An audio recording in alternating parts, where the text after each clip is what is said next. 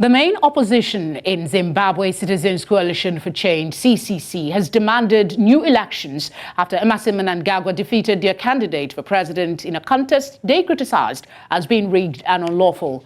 The African Union, AU, and the regional grouping in Southern Africa were invited to assist in mediating a resolution to the situation that followed last Wednesday's vote by the Citizens Coalition for Change. International observers said the vote fell short of democratic standards. Balloting was troubled by delays purportedly caused by the printing of ballot papers that forced voting to spill into a second unprecedented day. Joining us to discuss more on this is Gift Siziba, Deputy National Spokesperson for CCC. Thank you very much for joining us. Can you please provide us an overview of the opposition CCC's position on the recently concluded election in Zimbabwe? Why did the party reject the results? The election that happened here on the 24th was flawed. The election was marked by irregularities. The declaration of the results itself was not correct and the true reflection of the will of the people of Zimbabwe.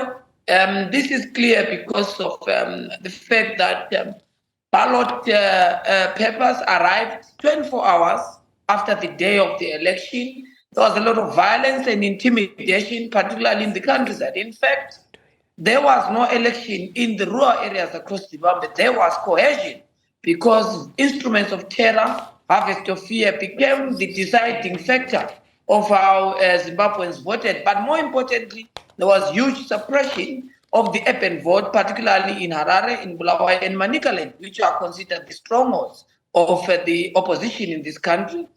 Thirdly, what made these elections flawed is the obvious reason that the printing of the ballot and the ballot paper was an area of contestation because there were no ballot papers in different polling stations when polling opened across the country. A clear issue that showed that the Zimbabwe Electoral Commission failed its constitutional mandate and showed that it had no capacity to run this election. But what is also so glaring in terms of the flawedness of this election is the mere fact that African Union, SADC, and all the observer missions condemned this election as having failed to meet not only regional and international standards, but more importantly, the electoral law regulations and, of course, the constitution of this country.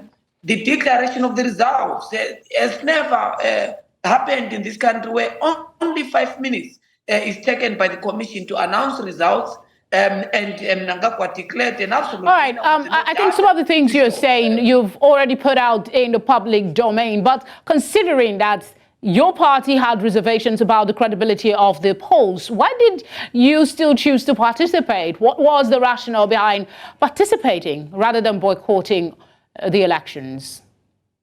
Look, we're a constitutional party. We believe in the peaceful transfer of power. We believe that the election is the only route to change of government. So boycotting or taking other route is for other political parties or other entities that believes in other routes of changing government. We believe that election must be held free, fair, and credible, and that is the only route to change government. Any other route is a danger to society. Any other route is a short-termism route that will yield permanent problems in our country. What is the CCC's strategy moving forward? Do you intend to pursue any legal or political avenues to challenge the election results? If so, what are the party's plans in this regard? Any plans for maybe a government of unity? This is a deep political issue and it must be resolved politically. We have made a position very clear that we must be able to engage with the Southern African Development Community and, of course, the African Union so that they're able to help us to go into free, fair, and credible election. Because the crisis in Zimbabwe from 1980 to date has been contested election and contested leadership. So that has been the center of gravity in Zimbabwe as politics. So the solution lies not in the courts, the solution lies not in any way, but in having free, fair, and credible elections. So our strategy and intervention is that there must be a process that will lead Zimbabwe back into the road to legitimacy that is holding free, fair and credible elections. All right, Mr. Siziba, thank you very much for speaking with us. Thank you very much.